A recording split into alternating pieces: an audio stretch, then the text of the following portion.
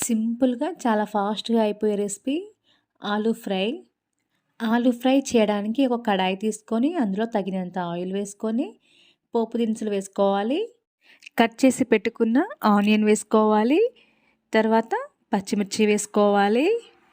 పచ్చిమిర్చి, ఆనియన్ గోలిన తర్వాత కట్ చేసి పెట్టుకున్న ఆలూ ముక్కల్ని వేసుకోవాలి. ఆలు ముక్కలు ముందు వేయడం వలన తొందరగా గోలుతాయి, ఇంకా అడుగంటదు. మూత పెట్టి కొద్దిసేపు ఉడికిన తర్వాత అల్లం వెల్లుల్లి పేస్ట్ వేసుకోవాలి.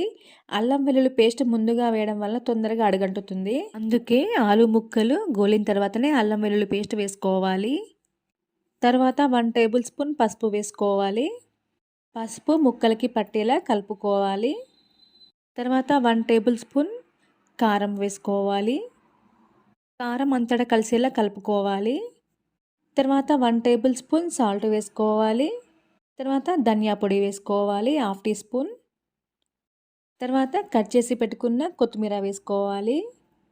అంతేనండి, ఆలూ ఫ్రై రెడీ అయిపోయింది. చాలా ఫాస్ట్‌గా చేసుకోవచ్చు ఆలూ ఫ్రై రెసిపీని. Thank you for watching. Please subscribe చేయండి నా ఛానల్ని. లైక్ చేయడం అయితే మర్చిపోకండి.